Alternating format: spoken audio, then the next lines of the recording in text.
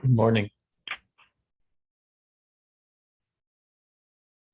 And for Ian and Cassie, good, very, very early morning or late, late in the evening.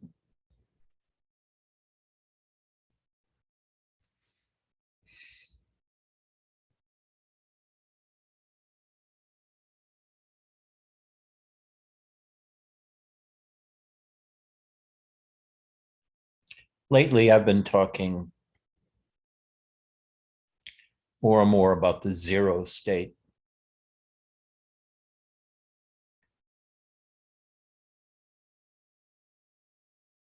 or other teachers say the natural state,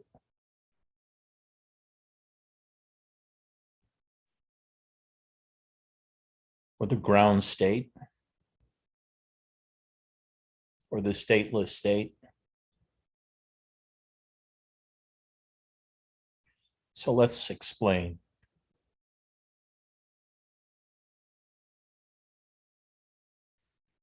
The zero state for me is the state without thinking.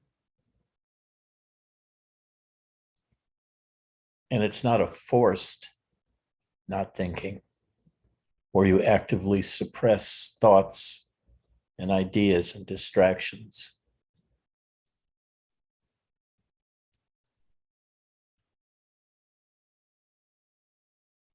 But it's a state that one gets by either relaxing or surrendering.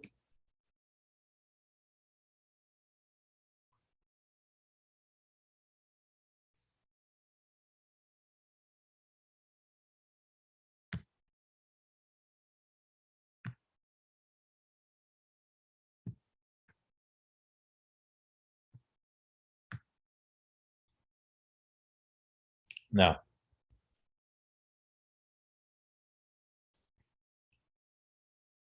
these could be considered two separate paths to the same result. But the path that's emphasized, either relaxing or surrendering, yields different experiences on the way to the stateless state.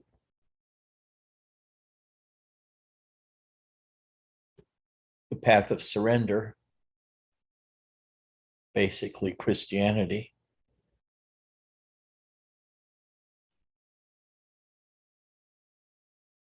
is a path by which you can obtain God realization as an experience before reaching the stateless state.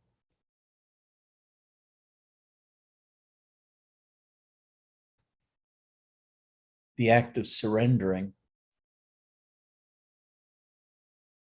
is an incredibly powerful experience, which you almost all know, I'm sure, in your own life. When you love someone with all your heart, all your soul, all your mind and your spirit, you just want the other to be happy, to be close.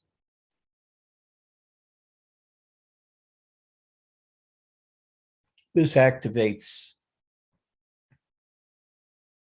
the flow of energies in oneself. And one, for a long time, lives in states of energies.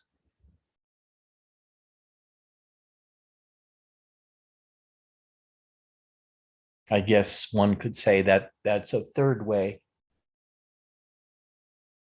of living in the states of energies until it takes you to the place where there's no state whatsoever.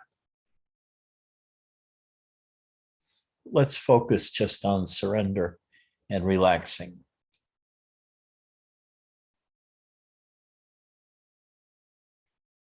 The state of surrendering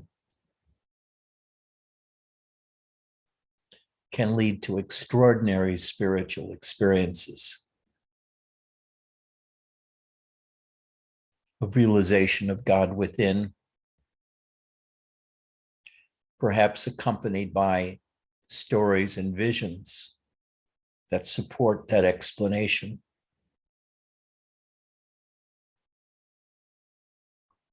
Such as it was with me, with surrender.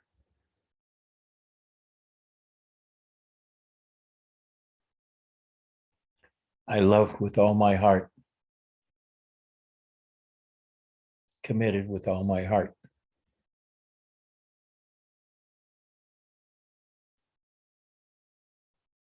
And through that, I gained an experience of God within me and from me, which I've talked about endless numbers of times. The explosion of power and light within,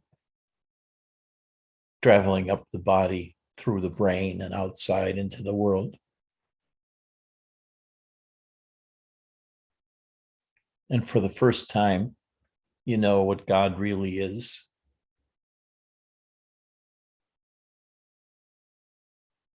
Not the supreme being suspended in the sky somewhere, surrounded by angels in heaven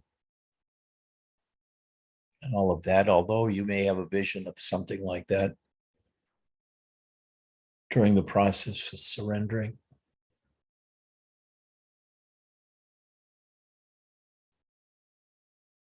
But for me, it's just an experience of power so vast that for me, it was beyond anything a human could create or feel. It was so deep and so powerful that it had to be of another being within, of vast power and strength, of which I was a mere reflection, a mere mirror reflection. I had that same force within me, that same light within me. But it was like a candle compared to an infinitely bright searchlight. Robert said it was like the light of 1,000 suns. But it was a white light, although other colored lights come later or before, each having a different significance, like gold is forgiveness. And there's others, blue pearl lights. All of those are explained in Muktananda's play of consciousness.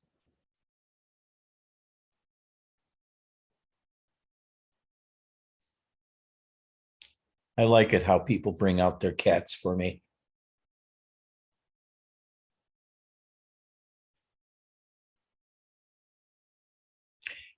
Today, Catherine is featuring her cat, who is not interested in joining satsang because the cat realizes herself already, or himself.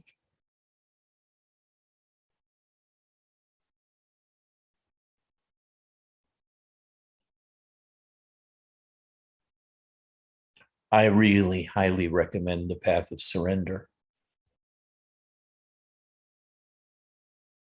If you're so inclined to surrender, to find someone, something to surrender to. I can imagine you surrender to anything to a large extent.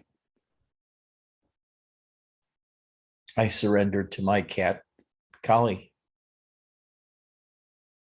who I loved so passionately.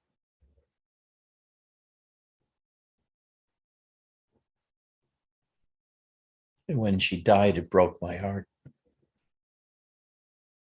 But the heart energy was still there.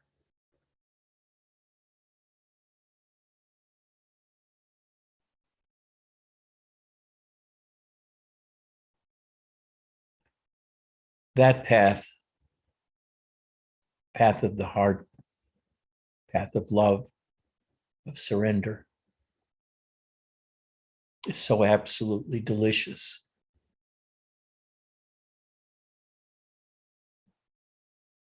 But really, it's rather hard to come by. The person that receives the power to follow such a path is lucky indeed. They have the best of all possible worlds, because that path is so delicious, so powerful.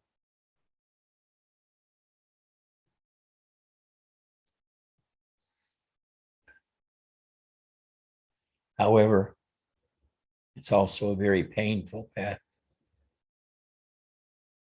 filled with frustration, loss, disappointment, and all of that.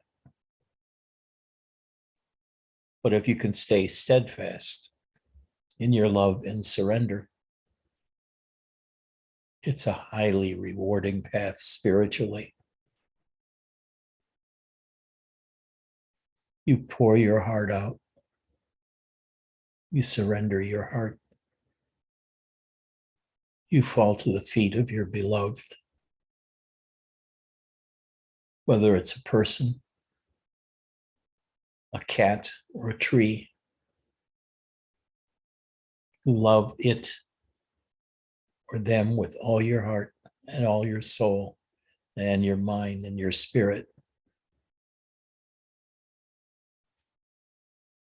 It could be your idea of Jesus or God. It's the same. It's the path of surrender, of giving yourself away till there's nothing left except the zero state. You keep giving of yourself over and over again until there's nothing left but your beloved and you. And you keep giving you away until the only thing left is your zero state, your fundamental state. You see, that fundamental state is always there in you.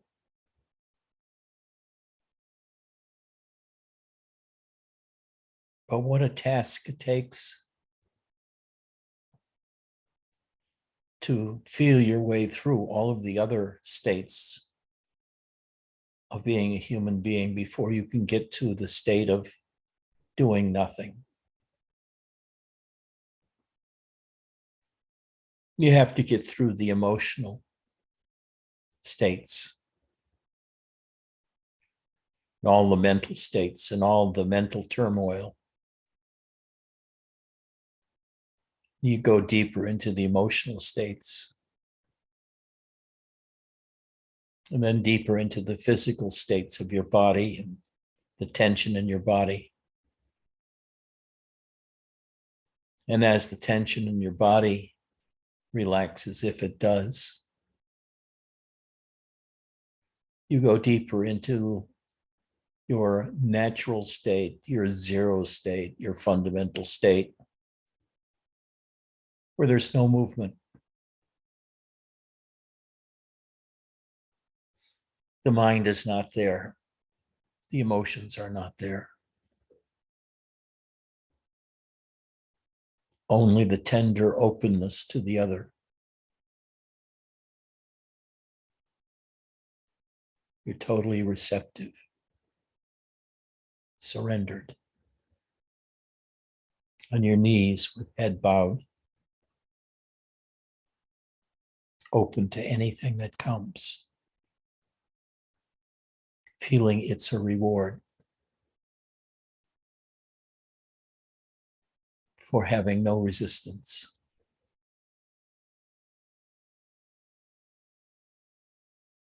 What a divine way to pass your life.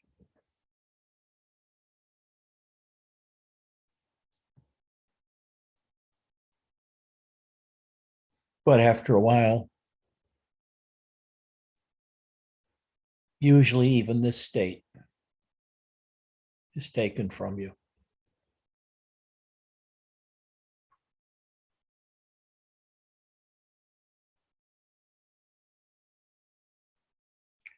In a sense,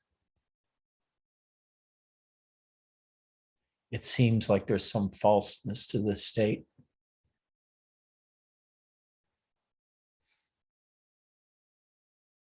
The requirement of constant surrendering seems to you still an activity state.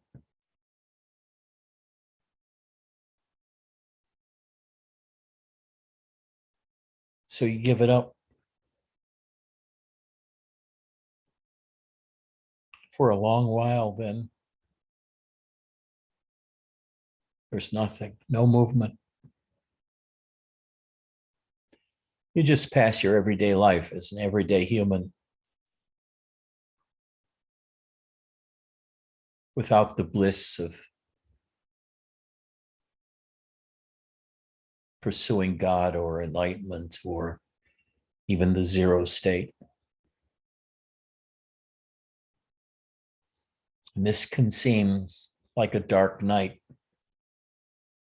for many people. Place of boredom, non-achievement, of being ordinary.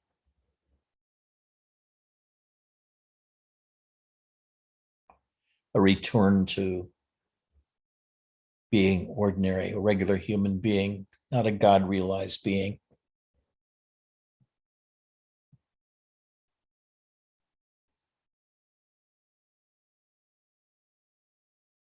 There is that danger that this could last some time and you could lose your way and rejoin the world as an ordinary yet humble person.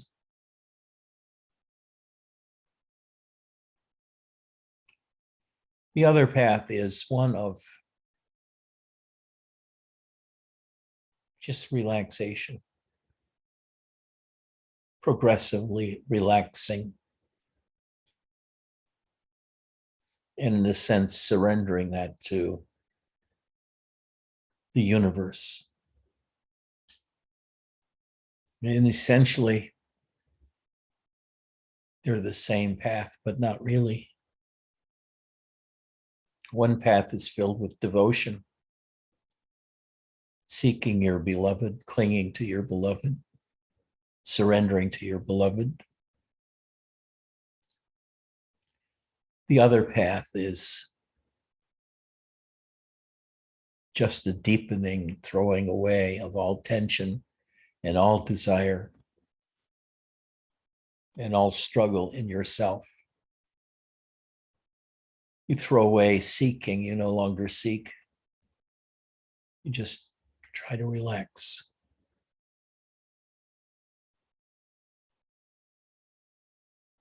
Emotions come up and they try to grab you, but you shake them off.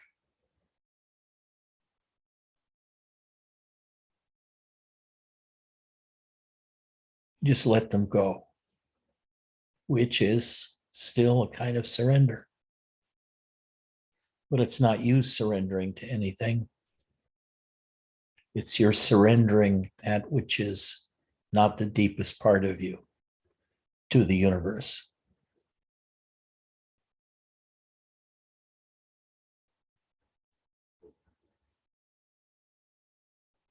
You relax your way through emotions.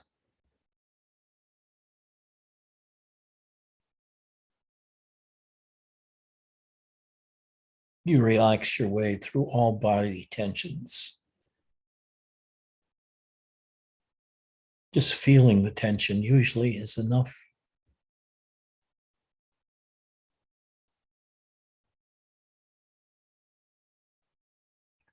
For me, it was a band of muscle tension across my shoulders and the top of my chest and between the two wings, my upper back.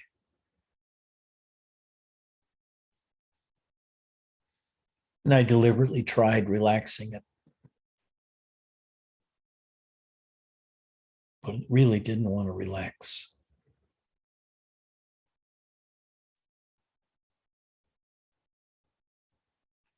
But in the event,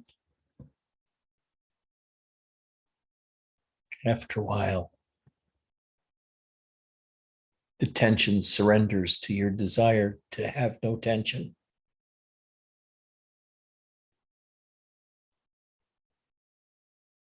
And you relax some more. Just sit in your chair, lie in your bed,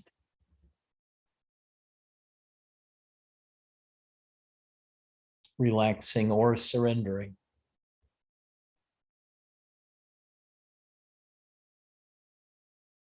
And you feel your body more and more doing that because you're no longer in your head or in your heart.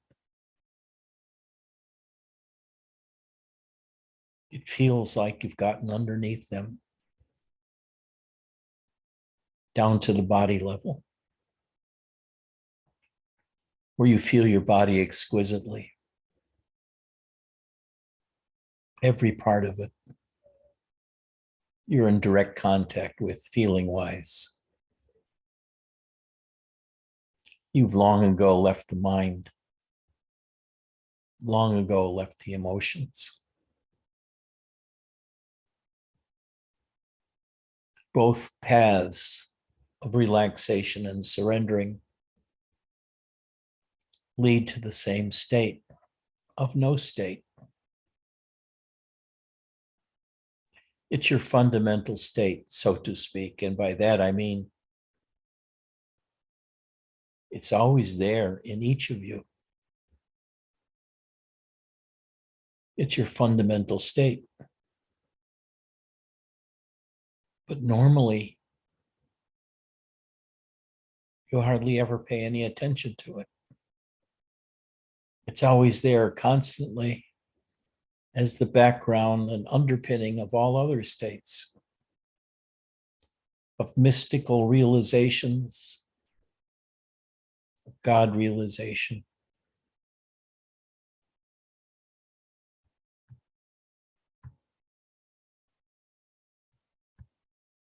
It's always there.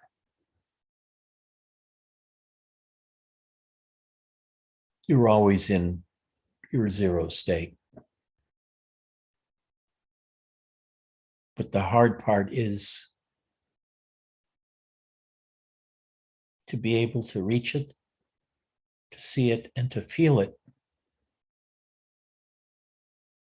as your fundamental state, and to just stay there.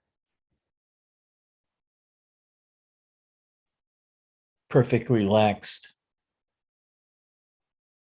and stably being in your zero state.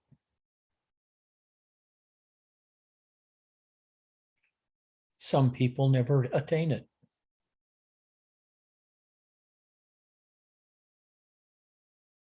This is the same as God realization or self-realization. Because in this state, there's nowhere to go, nothing to do. Complete relaxation of everything. Nowhere to go, nothing to do. You're perfect as you are. You don't have to eat, pee, or anything else. It's utterly quiet, utterly still, utterly silent. This is what Robert always talked about, silence. But this is a kind of silence few people have ever experienced, because it's a silence where there's no disturbance from the outside. There's no room in you for disturbance. There's no desire to leave the stateless state. So you can be there for minutes or hours in uninterrupted stillness, which you experience as unmitigated joy, peace. Could you ever have imagined prior to this that obtaining enlightenment was one of losing all attachments to the world and to causes and to progress of any sort, of anywhere to go, to be, to surrender to love? All that's past. You're in your fundamental state with nothing to do, nowhere to go,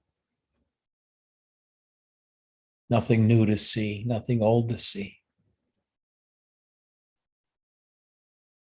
You're just resting in your own beingness. And it's perfect.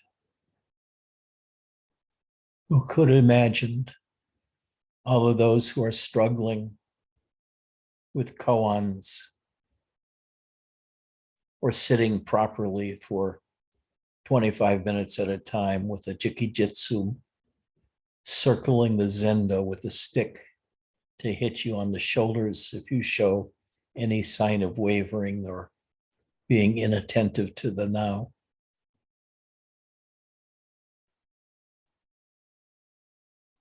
Now you just have complete peace.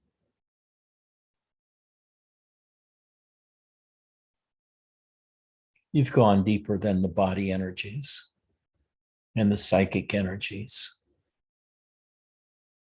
and even love. Utter stillness, utter peace.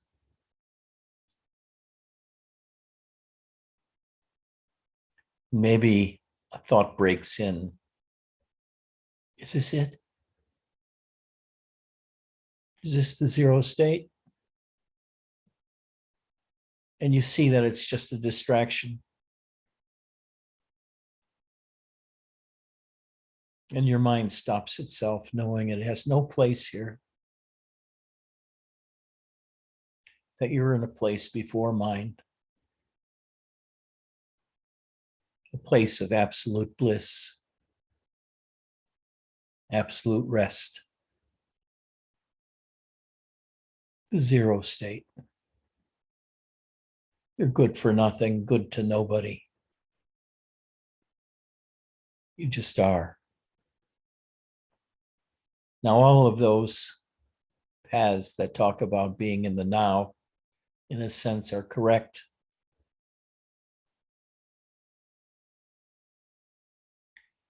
And perhaps that's a path one could follow, being in the now.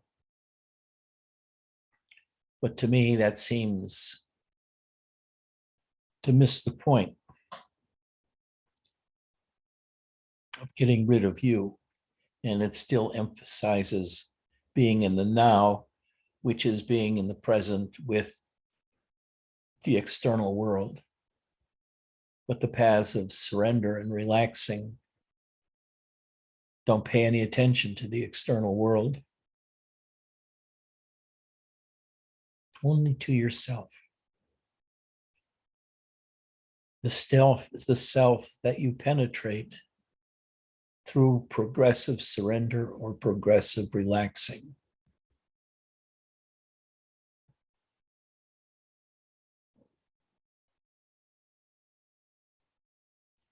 Just rest in yourself. Just be yourself. And after you get off your chair, after a period of progressive relaxing or of deep surrender, you return to everyday life to take care of whatever is brought to you at that time. Hunger, the need for a bowel movement, feeling chilled or feeling too hot. And you attend to it. The body knows how to do it without you placing a great deal of effort. It automatically reaches for a blanket or feeds the body. You really don't have to engage the mind at all. It can do all of that all by itself without a single thought about doing it. You just do it.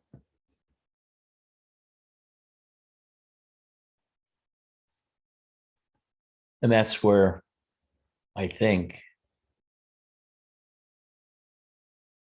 Robert's speaking about the power that knows the way. In other words, that's a story one says to get you to both relax and to surrender. And that power that knows the way is those automatic processes you do to reach homeostasis in everyday life, like feeding yourself or having something to drink. You feel thirsty, so you drink. You feel cold, so you seek warmth automatically without thought, unless you're in a situation where much effort is required to reach warmth or cooling or food, like primitive man, the hunter-gatherer.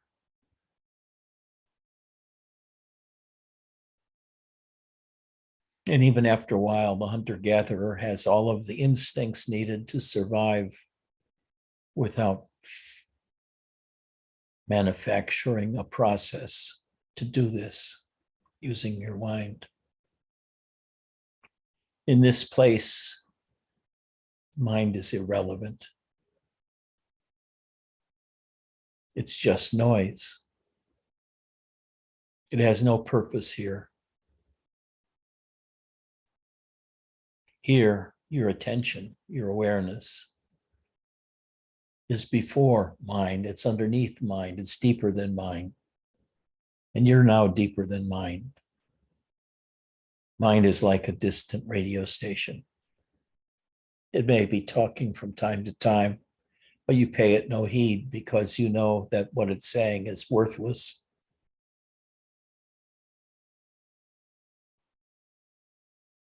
It doesn't even serve as entertainment anymore.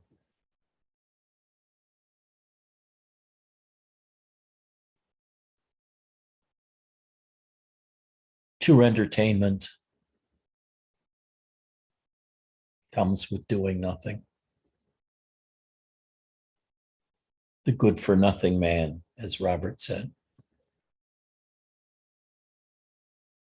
I'm good for nothing. Acknowledging that, and people's expectations of you diminish until you seek only companionship with other good for nothings like yourself.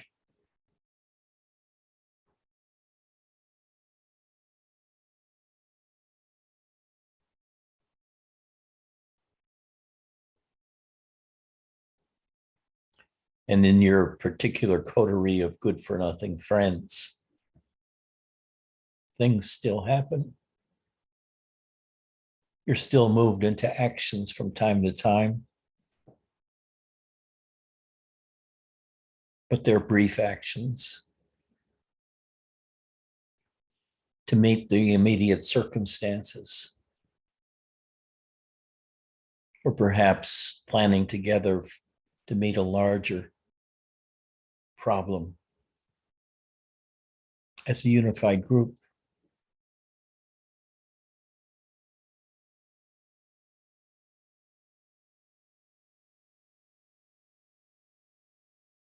Perhaps not.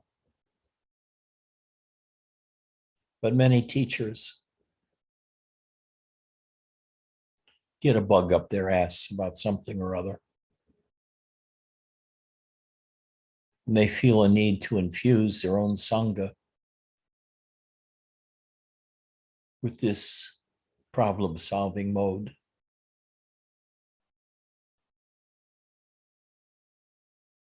I remember one of the Sufi teachers that one of my students had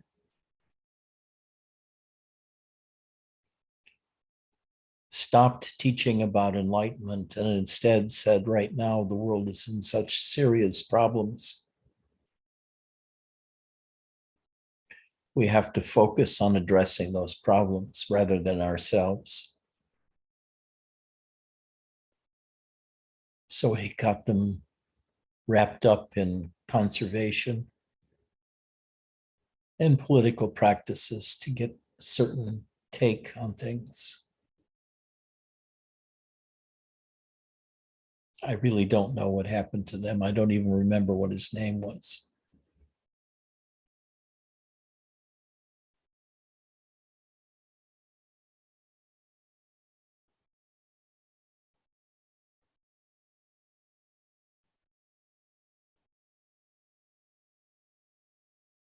So I say unto you,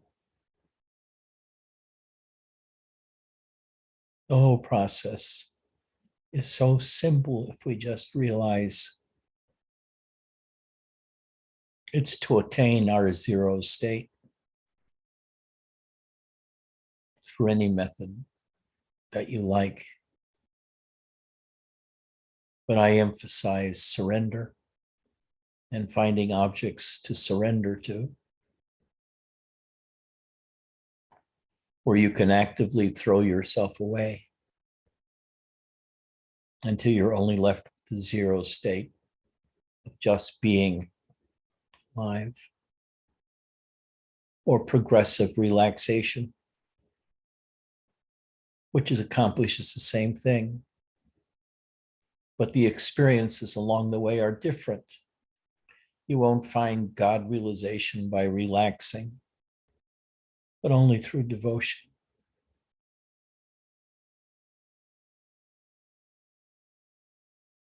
And devotion demands the ability to love something more deeply than your own self until you get to the place of the zero state. And then you find that that love is also directed at one's own self and then disappears into the self, into the zero state. One of Nisargadatta's students, I forget how his name is called, Amarkant, something like that, talks about this being the selfless self. It's the basic of all states, but really can't be called a state because it's below or beneath all the other states that one lives in, that all the common men live in. All of the people that strive for knowledge or intelligence or for a better life or for a house or for a mate or for children or for a better school or to achieve some academic goal.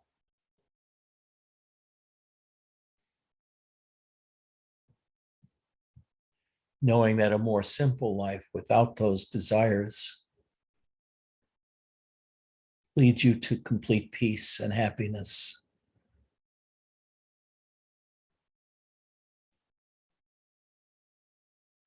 That's why all the masters and all the traditions really talk about getting to your zero state, with different paths to get there. The Christians may surrender to Jesus.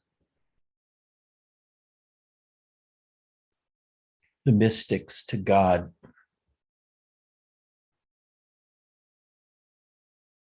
The yogis to a form of relaxation through hatha yoga, bending and stretching the body to get rid of all the tension and strain inside. They're all aimed at getting you to the stateless state, the zero state.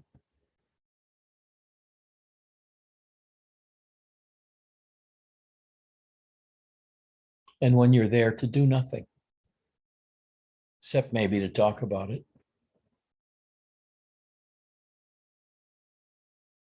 It's telling other people that it's the way out. Is to go so deep into yourself, you're not interested in the world at all anymore. You're no longer surrendering to anything in the external world. You're just relaxing away from everything that bothers you about the external world or entices you in the external world. And just relaxing into yourself.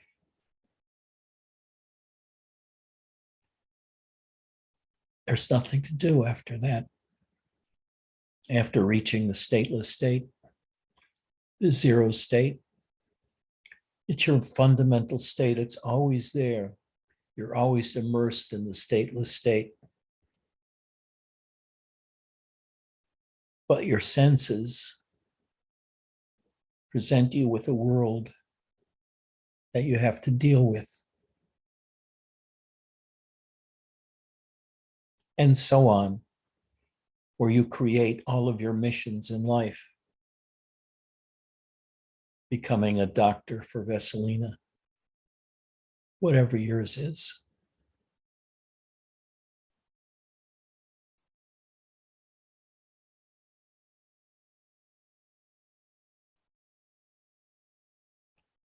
You're not in a mission impossible. You're on a mission to end all missions. And by ending all missions, you find yourself in a state of complete relaxation and surrender, where there's nothing to do and nowhere to go.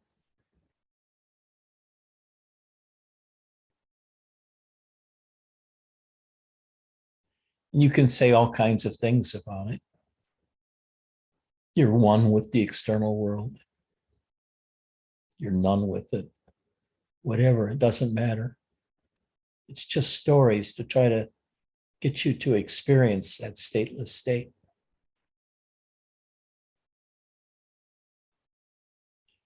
All of that Advaita stuff that Robert tells you is to get you just to relax and surrender.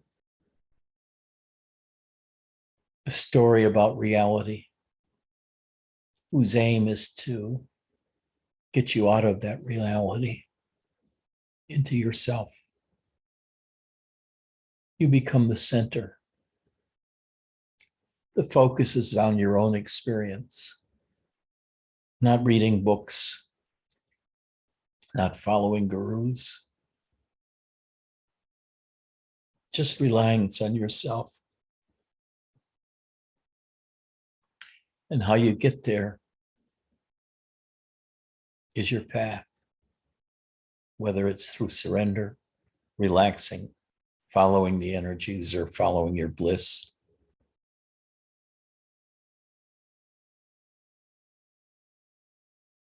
Whatever cooks your cookie.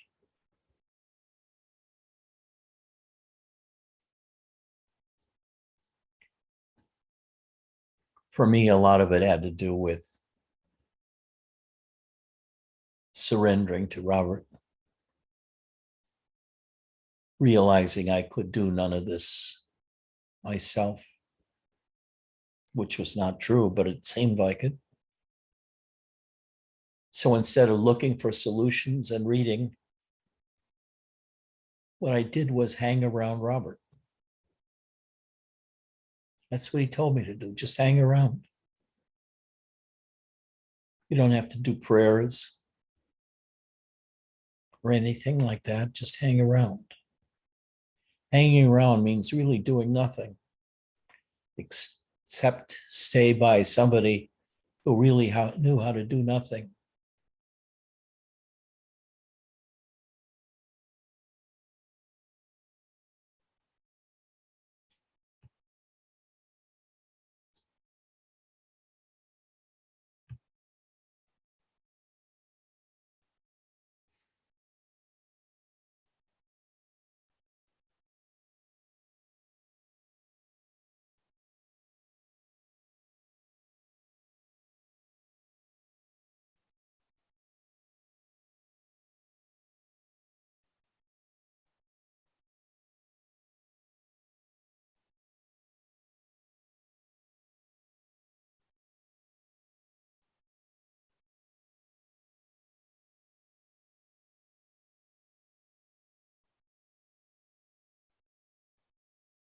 Okay, it's your turn now.